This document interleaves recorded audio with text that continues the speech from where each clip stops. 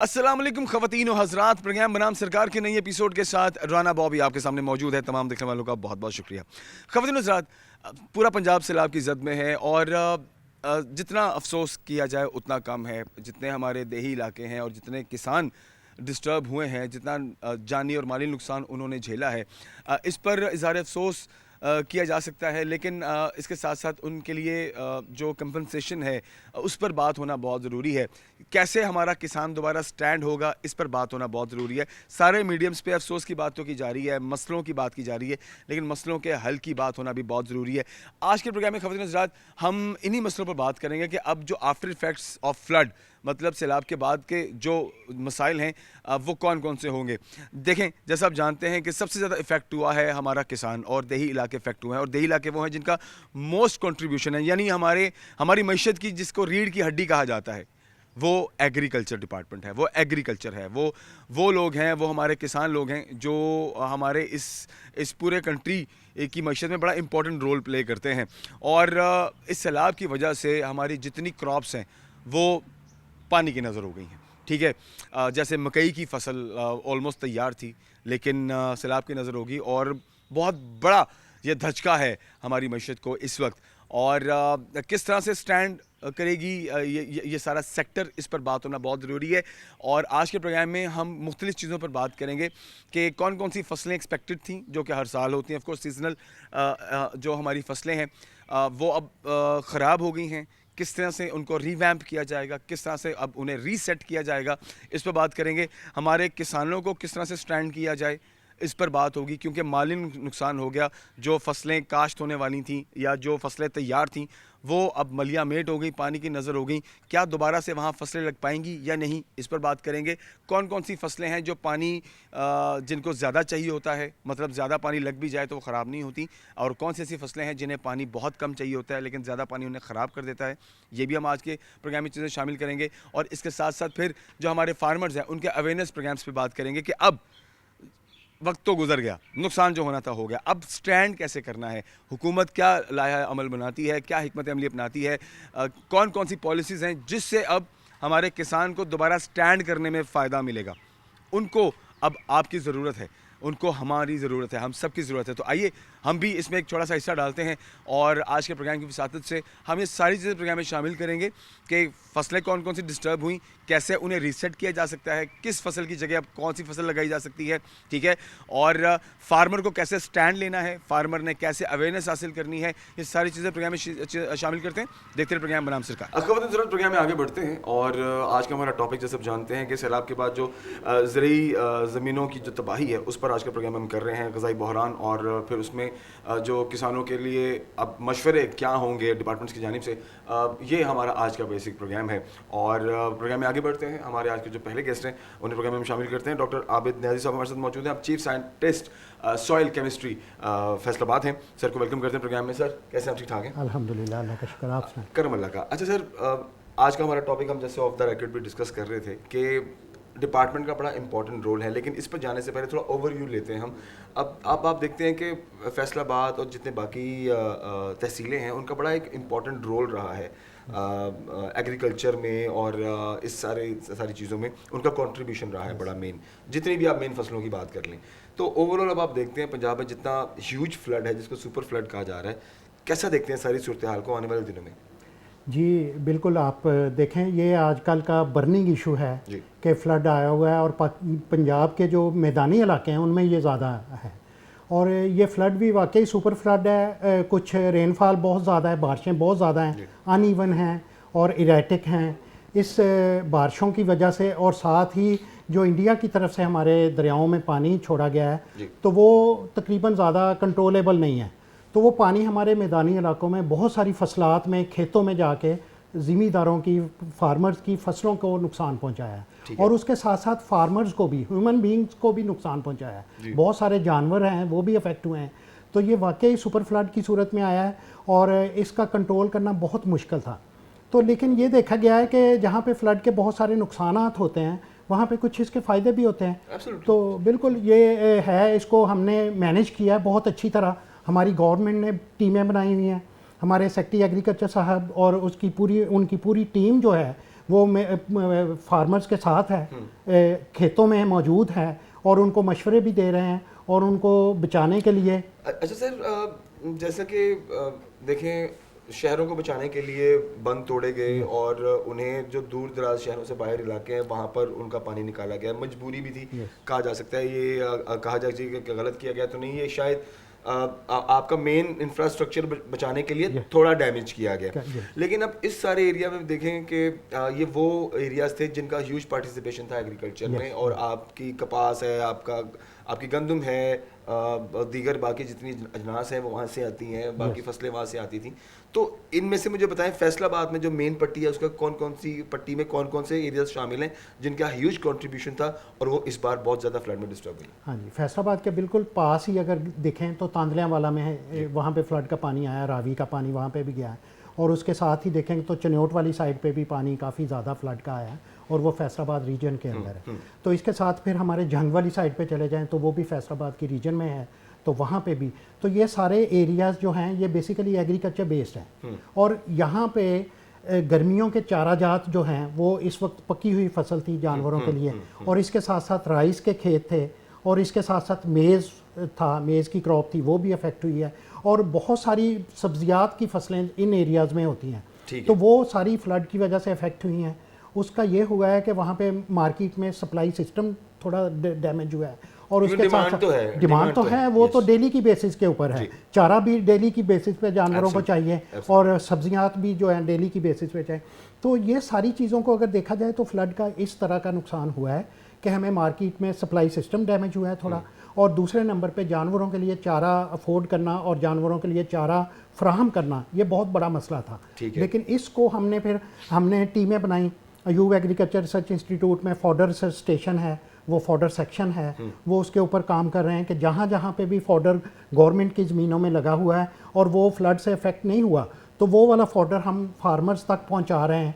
वो extension department farmers की खिदमत के लिए मौजूद है, वहाँ पे वो चारा खुद लेके जाके जानवरों को फ्राहम कर रहे हैं, तो ये है। और इसके साथ साथ सब्जियात वगैरह कैसे उनका सप्लाई सिस्टम बेहतर करना है, एक्सटेंशन डिपार्टमेंट को इन्वॉल्व किया गया है, एग्रीकल्चर रिसर्च सिस्टम को इन्वॉल्व किया गया है। तो हम ये सारी चीज़ें फैक्टर्स मिलके फार्मर्स के डोर स्टेप पे मौजूद हैं। तो ये अगर कहा जाए कि भी फ्लड आया है लेकिन वो कंट्रोल नहीं हो रहा, वो सिस्टम नहीं है।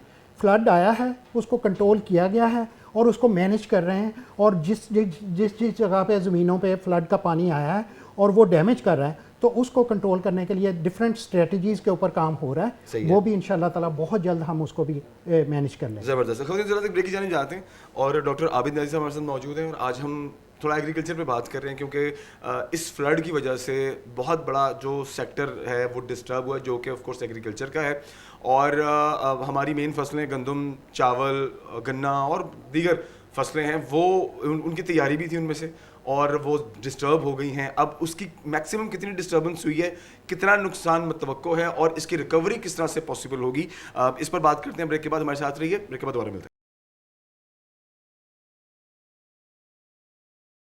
खबरें ज़्यादा वापस आ चुके हैं। अच्छा सर, मुझे ये बताइए कि कुछ ऐसी फसलें होती हैं जिन्हें यानी रेगुलर बेसिस पे पानी चाहिए होता है और ज़्यादा पानी चाहिए होता है। कुछ फसलें ऐसी भी होती हैं कि पानी लग गया है तो उन्हें कुछ अरसे के लिए खुश्क रखा जाता है, और कुछ फसलें शायद ऐसी भी हैं जिनमें पानी हर वक्त रहना ज़रूरी है। मतलब दिस इज़ माई लाइक, ये मेरा वो नॉलेज है जो इतना मुझे पता है। मैं फार्मर नहीं हूँ, लेकिन हाँ आप जैसे जो हमारे सीनियर्स हैं उनसे मिलकर इतना आइडिया हो जाता है कि ये एक क्राइटेरिया होता है।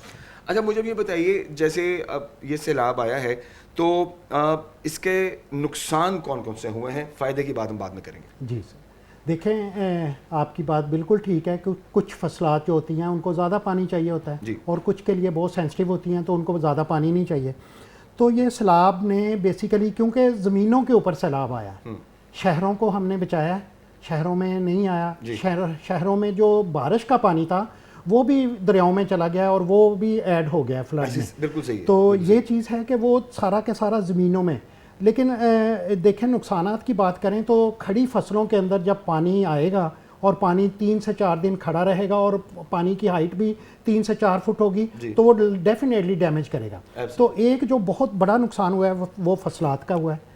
फिर दूसरे नंबर पे चारा जात हैं जानवरों के लिए, वो उसके अंदर डूब गए हैं सैलाब के अंदर। और क्योंकि सैलाब अकेला सिर्फ पानी नहीं है, उसके अंदर बहुत सारा मड भी है, बहुत सारा मिट्टी के जी, ज़रात रेत, भी मिट्टी, हैं, सारा कुछ है, रेत ठीक मिट्टी है, सारा ठीक है, कुछ ठीक है। शामिल है। और उसमें डेब्रीज भी हैं, कुछ दरख्तों के पौधे वगैरह, ये वो सारा।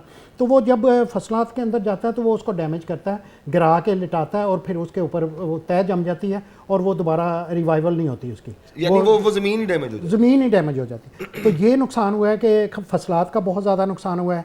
ज़मीन जो थी वहाँ पे पानी खड़ा हो गया तो ज़मीन का भी नुकसान हुआ है, क्योंकि वो वाटर लॉक्ड एरिया बन गया और उसके अंदर फिर कोई ऑपरेशन भी नहीं अच्छा हो सर, सकता। फिर देखें जो दरिया की पट्टी के करीब करीब जितने गांव थे, अगर जो पानी के प्रेशर से जो ज़मीन ही उखड़ गई है वहाँ से, तो क्या वहाँ पर दोबारा फार्मिंग हो सकेगी? यस, देखें ये भी एक बहुत बड़ा नुकसान है कि इरोजन, सॉइल की इरोजन हो जाना। जब पानी एकदम प्रेशर के साथ आता है और वो नीचे जाता है, टोपोग्राफी में नीचे जब तो सारा जाता है कुछ ना ले जाता है गहराई सर, की तरफ, जी, जी। तो वो तेजी से ज़मीन को भी साथ ही बहा के ले जी, जाता है। बिल्कुल, तो बिल्कुल। ये इरोजन, सॉइल इरोजन इसको बोलते हैं।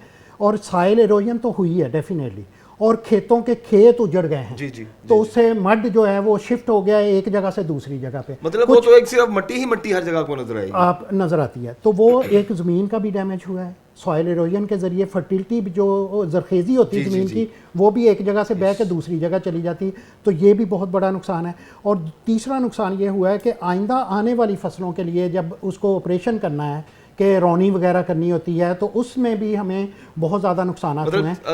मतलब इस मामले में चैलेंजेस भी होंगे Yes, कि दोबारा से उसका रिवाइवल कैसे किया जाए ज़मीन का। यस, बिल्कुल, ये आप बिल्कुल सही कह रहे हैं कि हमारे लिए ये एक बहुत बड़ा चैलेंज है कि हमने उस ज़मीन को जो कि फ्लड से अफेक्ट हुई है उसको दोबारा काश्त के काबिल कैसे बनाना है। तो ये एक बहुत बड़ा चैलेंज है हमारे लिए। हमारा रिसर्च डिपार्टमेंट, एक्सटेंशन डिपार्टमेंट, ये सारे मिलके इसके ऊपर काम कर रहे हैं।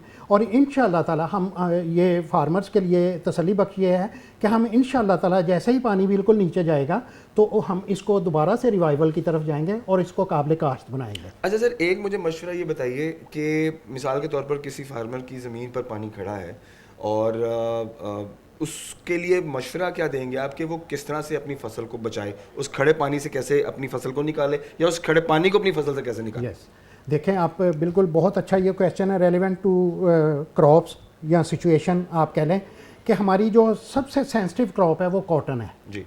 तो हम कॉटन के खेत में पानी अगर खड़ा रह जाए तो वो उसकी रूट्स को बहुत नुकसान पहुंचाता है, सही है, और सही है। उसका बजाय फ़ायदे के उल्टा नुकसान हो जाता है। तो हमने ये सजेशंस दी है, फार्मर्स को ये मशवरे दिए हैं कि अपनी कॉटन के खेत से नीचे कोई गड़ा खोद के तो वो पानी को अपनी फसल से निकाल के उस गड्ढे में डाल किसी दें। भी स्टीप एरिया में, स्टीप एरिया में, नीचे वाले एरिया में एक जगह पे नुक्कर में, खेत के नुक्कर में कर लें, या अपना कोई फार्म है तो वहाँ पे एक लो लाइंग एरिया जो के नीचे है कोई तालाब बना लें, या कोई खेत ऐसा फिक्स कर लें जिसमें कि आप पानी इकट्ठा कर सकें, खाली खेत हो तो वो मतलब आसान अल्फाज में कुआं टाइप कहा जाए तो कुआं खोद लें, गड़ा सही है, खोद लें, गड़ा खोद लें, कुछ ठीक भी है, खाला ठीक है। बना लें, बड़ा सारा सही है। डिच बना लें, खंदक खोद लें छोटी सी, ठीक है। तो उसमें पानी वहाँ पे ट्रांसफ़र कर दें। यस। तो उससे ये होगा कि आपकी खड़ी, क्योंकि कॉटन इस वक्त पकी हुई है, उसके टिंडे बने हुए हैं, उसकी चुनाई हो रही है, तो वहाँ से पानी निकालना बहुत ज़रूरी है। इसी तरह कुछ क्रॉप्स हैं जिनको पानी की ज़रूरत होती है, उसको ज़्यादा पानी खड़ा भी रहे तो नुकसान नहीं, जैसे राइस है, ऐसे शुगर केन है, तो इसको पानी ज़्यादा चाहिए होता है। अब कुछ दालें हैं वो बहुत सेंसिटिव हैं, जैसे तिलों के तिल हैं, जी, जी, तो सेसमी जो है ये भी बहुत सेंसिटिव क्रॉप है, इससे भी पानी निकाल दें। तो ये फार्मर्स के लिए ये भी मशवरे होते हैं कि आप देख के, मौसम को देख के फिर स्प्रे करें। सही है। ना कोई पेस्टिसाइड का या फर्टिलाइज़र का स्प्रे ना करें ऊपर, क्योंकि अगर बारिश होगी तो वो बह जाएगा, नुकसान हो जाएगा। तो इसलिए हम फार्मर्स को ये भी मशवरा देते हैं कि जब भी स्प्रे करना है पेस्टिसाइड का, फर्टिलाइज़र का, तो मौसम को देख के करें। और उन एरियाज़ में जहाँ पे के पानी आ गया है वहाँ पे बहुत सारे हशरात, कीड़े मकोड़े, ये भी हमारी फसलात को नुकसान पहुँचाते हैं, तो उनको नुकसान, तो उनसे भी बचाव करना है। तो वो भी, उनको भी बचाने के लिए कोशिश करें, और जानवरों के लिए चारा जात का बंदोबस्त करें। तो ये एक है। अच्छा सर, अब जो मिसाल के तौर पर कुछ ऐसी ज़मीनें जहाँ पर पानी ज़्यादा दरकार नहीं था, अब वो सारी ज़मीन ख़राब हो गई है, तो वहाँ पर क्या वही जो फसल है दोबारा काश्त हो पाएगी? अगर हो पाएगी तो वो कितना अर्सा लेगी, वहाँ से पानी खुश्क होने का या कम होने का चांसेस कितने लगते हैं, या वहाँ पर किसी और आप मशवरा देंगे फार्मर्स को, क्या वहाँ पर कुछ और काश्त करें? जी बिल्कुल ठीक है।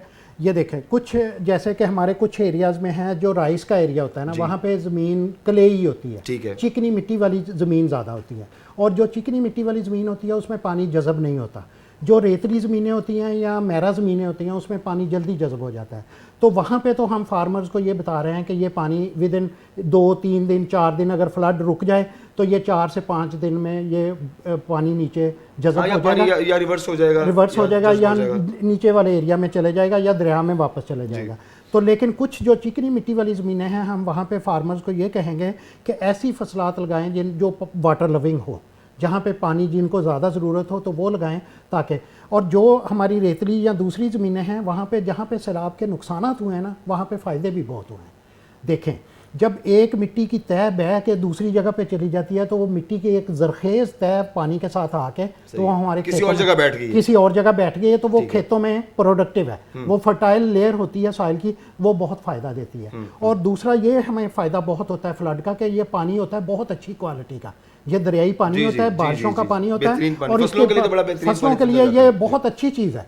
तो ये पानी जो है ना ये आपके ड्रेनेज को बेहतर करता है। और कलर वाली ज़मीनें या साल्ट वाली ज़मीनें जो होती हैं जहाँ पे के नमकियात बहुत ज़्यादा होते हैं तो वो वहाँ पे पानी 2 दिन 3 दिन खड़ा रहेगा तो वो लीच डाउन जब होता है तो वो साल्ट्स को भी नीचे ले जाता है और आपकी ज़मीन बेहतरीन रिक्लेम हो जाती है, बेहतरीन हो जाती है फसलात के लिए। आइंदा आने वाले सालों में ये सैलाब की जो तय मिट्टी की आती है इसका प्लस इसके पानी का बहुत फ़ायदा होता है। तो जहाँ पे नुकसान है वहाँ पे फ़ायदा भी है। और एक मैं मशवरा देना बहुत ज़रूरी समझता हूँ कि हमने ये देखा है कि सैलाब को कुदरत की तरफ से ये आफत होती है, कुदरत की तरफ से आता है, लेकिन इसको रोकने के लिए हम जो कोशिश कर सकते हैं ना वो सिर्फ दरख्त है।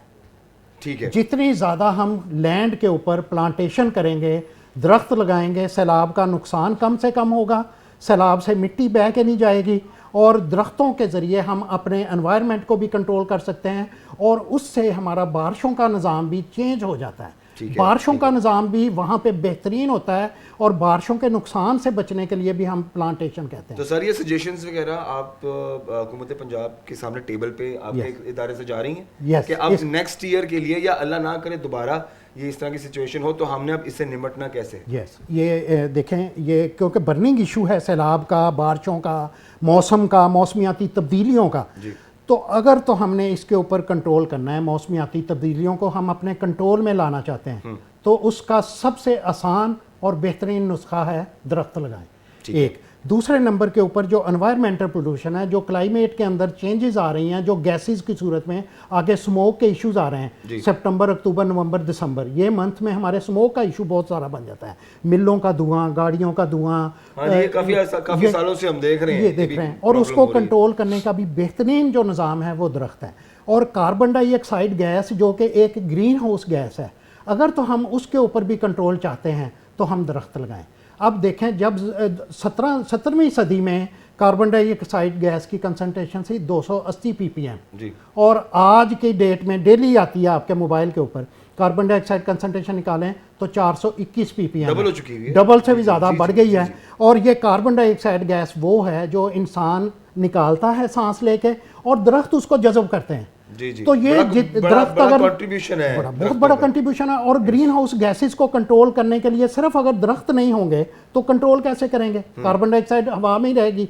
तो इसी तरह बाकी ग्रीन हाउस गैसेस भी हैं वो हमारे नुकसान पहुंचाती हैं और वो ग्रीन हाउस गैसेस जब स्मोक के धुएं के साथ मिल जाती हैं और साथ में फोग, धुंध आ जाती है तो ये स्मोक बन जाता है। सही है। तो इसको कंट्रोल करने के लिए भी दरख्त एक बहुत बड़ा जरिया है हमारे एनवायरनमेंट को बेहतर करने के लिए। मतलब ओवरऑल सिचुएशन में जो हेल्पफुल है वो आपकी प्लांटेशन है। और जो आप कह रहे थे कि हमने सजेशंस दिए हैं तो गवर्नमेंट ने हमें टारगेट्स दिए हैं, हर डिपार्टमेंट्स के पास टारगेट्स हैं कि आपने इतने प्लांट्स लगाने हैं। तो हमारे रिसर्च जो एग्रीकल्चर रिसर्च विंग है वहाँ पे भी हमारा टारगेट होता है, तो हम हर साल दरख्तों में इजाफा करते जाते हैं अपनी फार्म लैंड के ऊपर। तो हमने बेहतरीन अयूब रिसर्च का आपने एनवायरनमेंट देखा है, यहाँ पे आपको हर तरफ प्लांट्स मिलेंगे, जो खाली जगह है हम वहाँ पे छोड़ते नहीं हैं। तो इसी तरह हम ज़मींदारों को, फार्मर्स को भी ये सुजेशन देते हैं कि अपनी कुछ एरियाज़ में अगर आपने फसलात के अंदर प्लांट्स नहीं लगाने तो कुछ एरियाज़ में नुकरों में ऐसी जगह फिक्स कर दें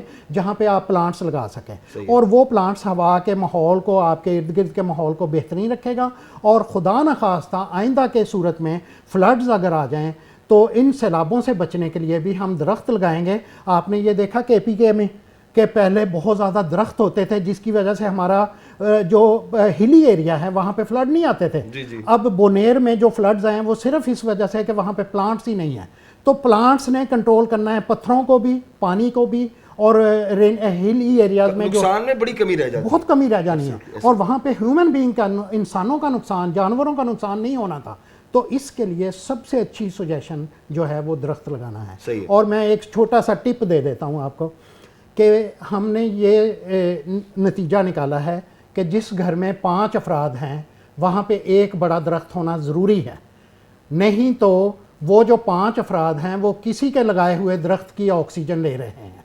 ठीक है। तो ये हर भी एक के ऊपर जरूरी ये है। कर्ज है कि हर घर के 5 अफराद के लिए अपना अपने पौधा, लिए अपनी ऑक्सीजन का बंदोबस्त खुद करें। और वो पौधा आपके घर में अगर जगह नहीं है तो किसी खाली जगह पे देखें, उस प्लांट्स को जवान कर दें, तो ये आपका सदका जारिया है। जबरदस्त। बहुत शुक्रिया सर आपके कीमती वक्त का। खुद हजरात, बात हो रही है फ्लड के आफ्टर इफेक्ट्स की और फार्मर्स को क्या मशवरे दिए जाएंगे, एग्रीकल्चर डिपार्टमेंट क्या काम कर रहा है, और कौन कौन सी क्रॉप्स जो हैं जिन्हें फ़ायदा हुआ है इस सैलाब के पानी से, और कौन कौन सी क्रॉप्स हैं जिन्हें नुकसान हुआ है। तो ये कुछ डिस्कशन हो गई है, कुछ मजीद रह गई है। हम डॉक्टर आबिद साहब का शुक्रिया अदा करेंगे sir, thank you very much. So आगे बढ़ते हैं खबरों के साथ, प्रोग्राम में मजीद शामिल करते हैं, हमारे साथ रहिए।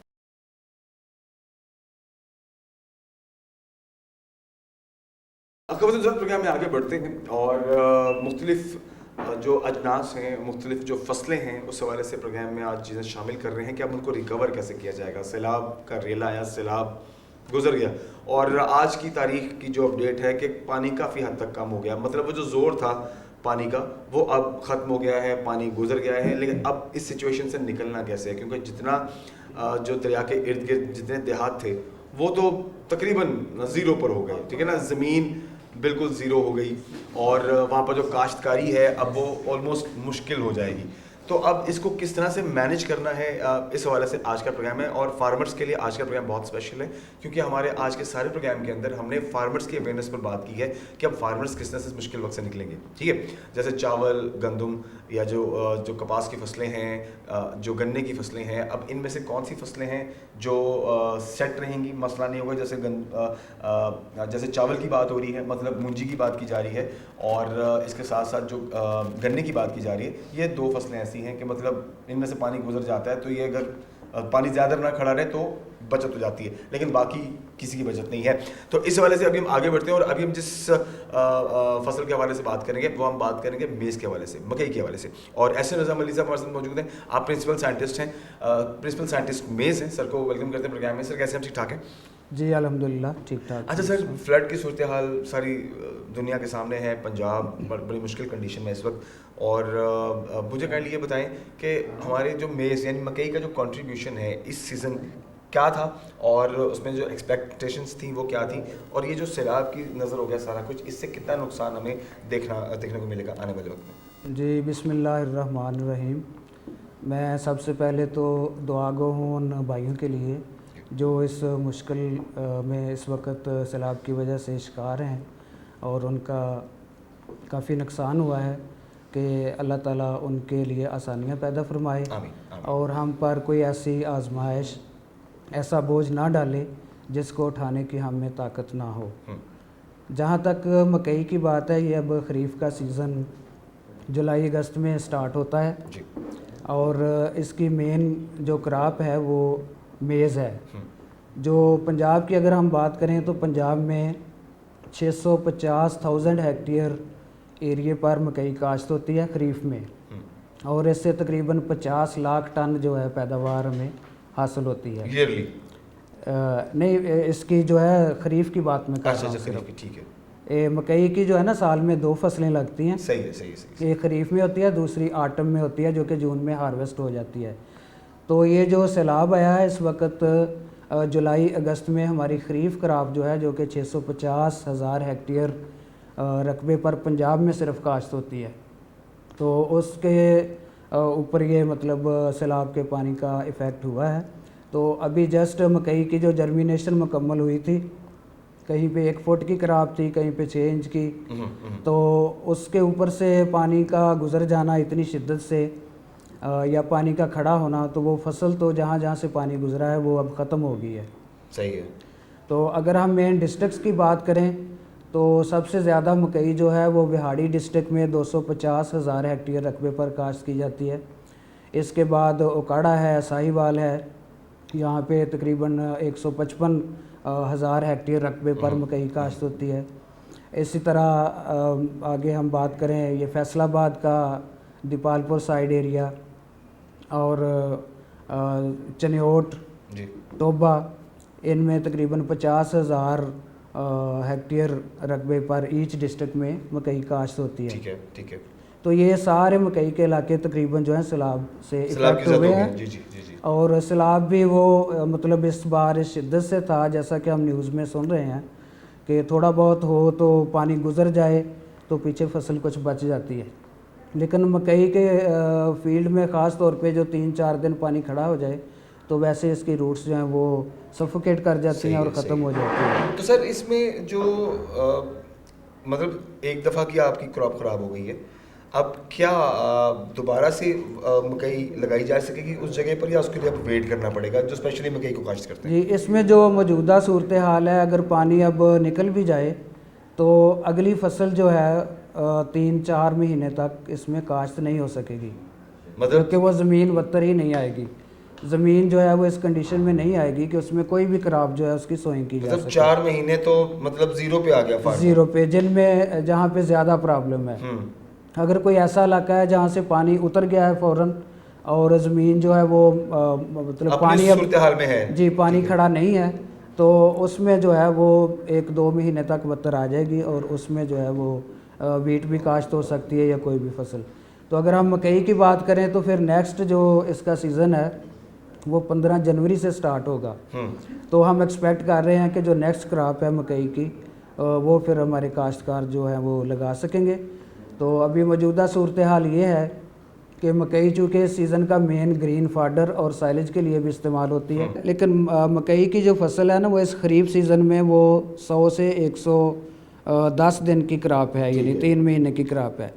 तो मकई इस दफ़ा जो है ना वो लोगों का ज़रा ज़्यादा ऑप्शन था, क्योंकि पिछले सीज़न में जो गंदम की कीमत के उतार चढ़ाव की वजह से इस बार ये मतलब किया जा रहा था इमेजिन के मकई के रकबा में मज़ीद इजाफा होगा, क्योंकि मकई एक ऐसी क्रॉप है जो फार्मर को अच्छी इनकम दे जाती है सिर्फ 3 महीने में। अगर वो इसको चारे के तौर पे सेल करता है या साइलेज के लिए या इवन इसका ग्रेन जो है वो भी करता है तो इसकी अच्छी कीमत मिल जाती है और ये हमारे फार्मर की मईशत का एक अहम जुज़ है मकई। ठीक हो, ठीक हो। तो इसके अलावा अल्टरनेट इसका इस सीज़न में जो है अगर वीट नहीं लगाता तो वो मकई की 2 फसलें ले सकता है कि एक ये फसल हो जाएगी, नेक्स्ट आगे फिर जनवरी से मार्च वाली जो स्प्रिंग क्रॉप है वो हो जाएगी। ठीक हो गया। बहुत शुक्रिया सर आपके कीमती वक्त का, थैंक यू वेरी मच। खबरें के साथ शुक्रिया। प्रोग्राम में आगे बढ़ते हैं और आज के टॉपिक के हवाले से मज़ीद से शामिल करते हैं हमारे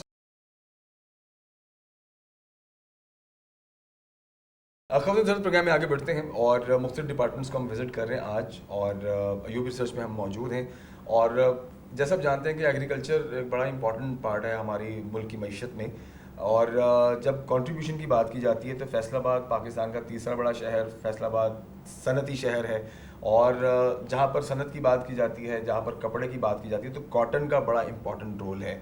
और जब कपास डिस्टर्ब होती है तो ओवरऑल फिर उसकी डिस्टर्बेंस जो है वो आप देखते हैं कि कपड़ा भी फिर महंगा भी होता है और चीज़ें भी और तरह से हो जाती हैं, ठीक है, और डिमांड भी ज़्यादा बढ़ती है और प्रोडक्शन में अगर कमी आ जाए तो वो एक सारा सिनेरियो जो कि डिस्टर्ब होता है। सैलाब की वजह से इस वक्त जैसे हमने बाकी फसलों की बात की है तो हम कॉटन पे भी बात करते हैं, और इस पर बात करने के लिए जाज़िब फारूक साहब हमारे साथ मौजूद हैं। आप प्रिंसिपल साइंटिस्ट हैं अयूब रिसर्च में, और सर को प्रोग्राम में वेलकम भी करते हैं और फिर उसके बाद हम इस पर डिटेल डिस्कशन करते हैं। सर कैसे आप? ठीक ठाक हैं? अच्छा सर, मुझे ज़रा बताइए इस फ्लड की सारी सिचुएशन के अंदर हमने कॉटन को कितना नुकसान जो है हम एक्सपेक्ट कर रहे हैं इस वक्त? जी, थोड़ा सा मैं पीछे से स्टार्ट करूँगा जी कि इस साल तकरीबन 3.1 मिलियन यानी एरिया पे कॉटन लगी, ठीक है, यानी 31 लाख से थोड़ा सा ज़्यादा एरिया जो कि पंजाब में कॉटन काश्त की गई। उसकी 2 फेजेस थी। उसमें एक था गवर्नमेंट का इनिशिएटिव था कि फर्स्ट एवर टाइम हमारा 10 लाख एकड़ का एक टारगेट था कि हम, क्योंकि अर्ली प्रोडक्शन हम लेते हैं, उसमें हमारी मॉनसून से पहले हम काफ़ी सारी पिकिंग कर लेते हैं, ठीक है।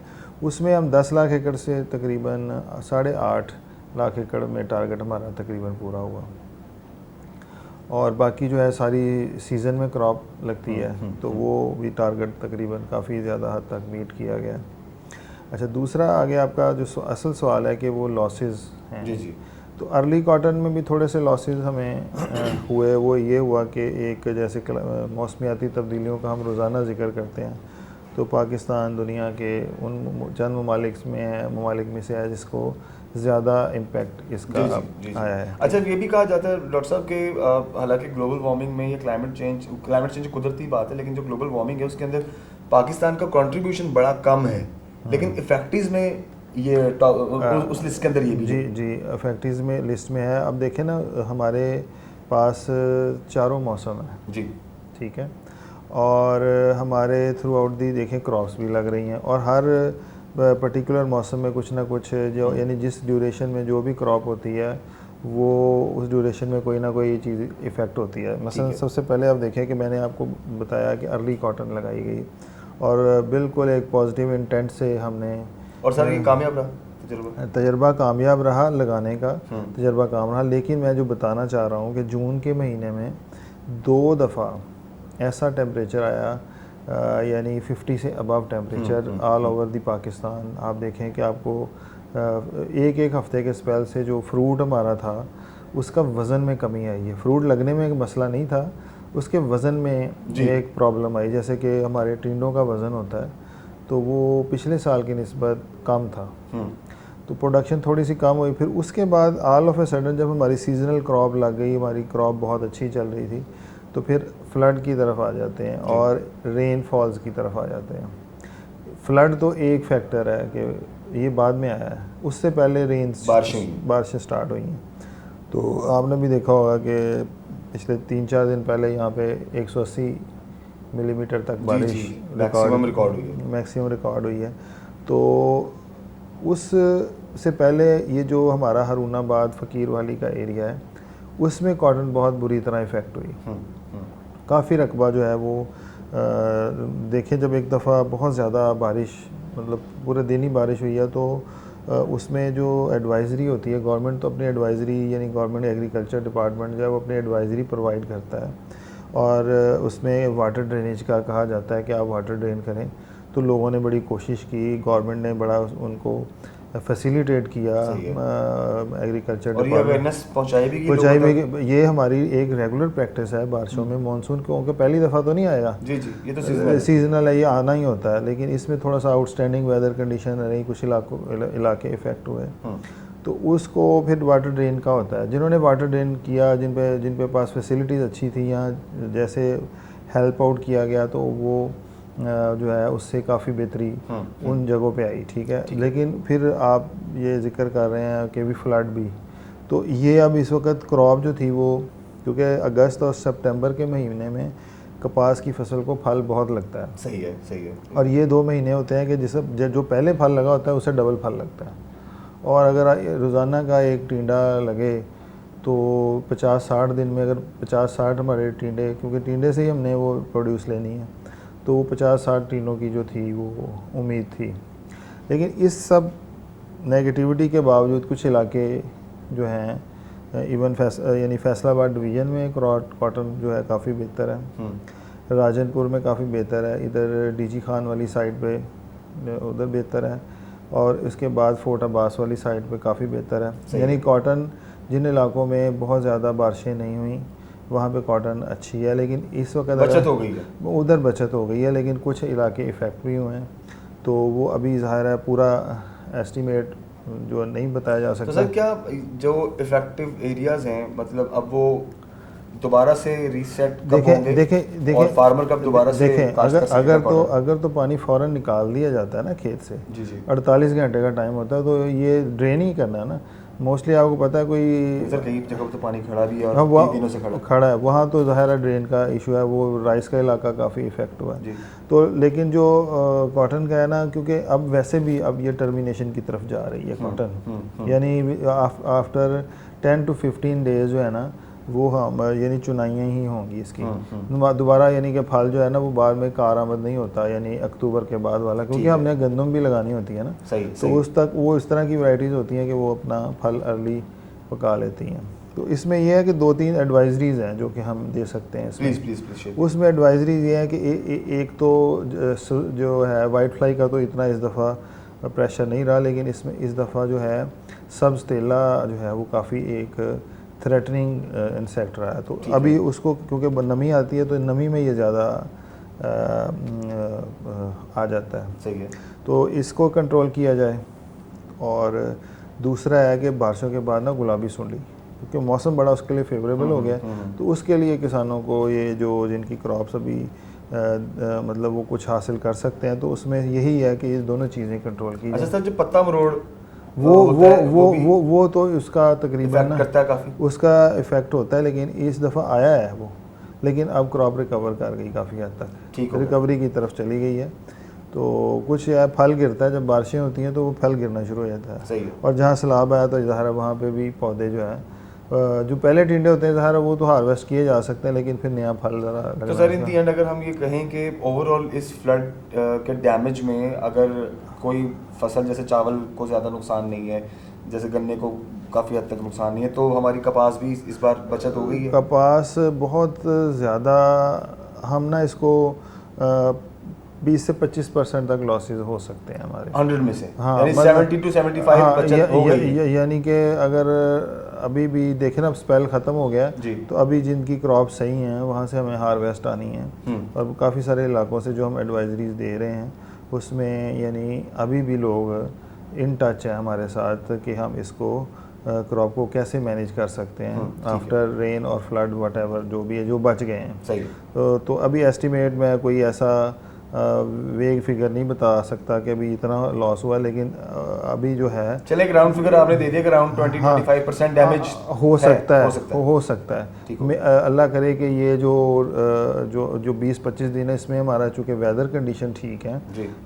तो इसमें अगर टिंडे ज़्यादा लग जाते हैं तो ये रिकवर भी हो सकता है। ठीक हो गया। मतलब ये तो अल्लाह की तरफ से है ना जी, कि अभी वो अगर 20-25 दिन अच्छे गुजर जाए ना तो फिर अगले 45 दिन जो है ना वो बड़े मतलब हमें पॉजिटिव नज़र आ सकते हैं। ठीक हो गया, बहुत शुक्रिया सर जाजिद साहब आपके कीमती वक्त का। ख़वातीन हज़रात आगे बढ़ते हैं। ख़वातीन हज़रात प्रोग्राम को ख़त्म करते हैं और आज के प्रोग्राम में हमने कोशिश की है कि हम मैक्सिमम अवेयरनेस आवाम तक पहुंचा सकें, स्पेशली जो हमारे किसान दोस्त किसान भाई हैं, फार्मर्स के लिए, क्योंकि देखें फसलें तबाह हो गई, नुकसान हो गया, अब किस तरह से दोबारा से नॉर्मल लाइफ में आना है, अपनी फसलों को कैसे अब बचाना है, या कौन सी फसल ख़राब हो गई, ज़मीन ख़राब होगी, अब उसकी जगह कौन सी फसल लगानी है। ठीक है, तो इस पर हमने आज की कुछ डिस्कशंस रखी हैं, कुछ माहिर थे जिन्हें हमने प्रोग्राम में शामिल किया और उन्होंने बड़ी वाज़ेह तौर पर चीज़ें बताई हैं कि कौन सी फसल है जिसको नुकसान नहीं हो। मतलब चावल को नुकसान अगर तो पानी 4-5 दिन 6 दिन 7 दिन रहा है, ठीक है, तो उसका नुकसान कम एक्सपेक्टेड है। और जो गन्ने की फसल है वो भी ज़्यादा नुकसान का शिकार नहीं हुई। हाँ, आपकी कपास है, मकई है, ये तो ख़राब हो गई सारी। तो अब जैसे कि मकई सीज़न में 2 बार लगती है, इस तरीके से कपास भी सीज़न में आप 2 से 3 बार लगा सकते हैं। उसकी जो काश्तकारी है वो भी ज़्यादातर मुमकिन होती है, लेकिन अभी 3 से 4 महीने की बात सुनने में आ रही है कि 3 से 4 महीने अभी फ़िलहाल कुछ काश्त नहीं हो सकता। हाँ, अगर चावल और गन्ने की बात की जाए तो शायद वो 2 महीने बाद दोबारा 3 महीने बाद दोबारा उसको आप काश्त कर सकते हैं, लेकिन फ़िलहाल अगर अंदाज़न भी कहा जाए तो 2 से 3 महीने तो अब बहरहाल कुछ नहीं हो सकता। तो इसमें अब हमारा फार्मर ज़ीरो पर है, ठीक है, उसके लिए कमाई का कोई ज़रिया नहीं है, उसके पास ज़रिया आमदनी नहीं है। और हुकूमत से ये रिक्वेस्ट की जा रही है, पंजाब हुकूमत से, कि अब अपने फार्मर्स को स्टैंड करें, उनको फाइनेंशियल हेल्प की जाए, उन्हें बीज दिए जाएँ, उन्हें जो फसलें काश्त करने के लिए जो मेन रिक्वायरमेंट है उस पर अब पैसों को ना देखा जाए, उसके ऊपर सब्सिडी दी जाए, इस पर बात की जा रही है, रिक्वेस्ट की जा रही है, और हेल्पिंग हैंड बने। ये एक सजेशन है ऑफ कोर्स सबकी जानिब से कि हेल्पिंग हैंड बने, फार्मर की मदद करें और उसे स्टैंड करें, क्योंकि फार्मर अगर स्टैंड करेगा ही तभी हमारी ये जो मुल्क की मईशत है ये दोबारा से अपने पाँव पर खड़ी होगी। और अगर इन्हें स्टैंड ना किया गया, अगर उन एरियाज़ को दोबारा बहाल ना किया गया जो सैलाब की नज़र हुए, तो यकीन कीजिए कि हमें जो खुराक की किल्लत है वो देखने को मिलेगी। ये पानी अगर किसी के लिए अजाब भी था सैलाब का तो फ़ायदेमंद भी है। फ़ायदे की जानिब जाएं, लोगों के लिए फ़ायदा सोचें, अपने मुल्क के लिए फ़ायदा सोचें और ऐसी हिकमत अमली ज़रूर बनाएं। जितने डिपार्टमेंट्स हैं उनसे सजेशंस लें और फौरी तौर पर बेहतरी की जानिब जाएं और अपने मुल्क को स्टैंड करने के लिए हम भी एज एन इंडिविजुअल हमें फ्रंट फुट पे आना चाहिए और हमें अपने मुल्क की सालमियत के लिए, इसकी बेहतरी के लिए और इस मुश्किल वक्त से निकलने के लिए हमें भी कंट्रीब्यूट करना चाहिए। अपना बहुत सारा ख्याल रखिए। इंशाल्लाह अगले प्रोग्राम में मिलते हैं। अल्लाह हाफ़िज़।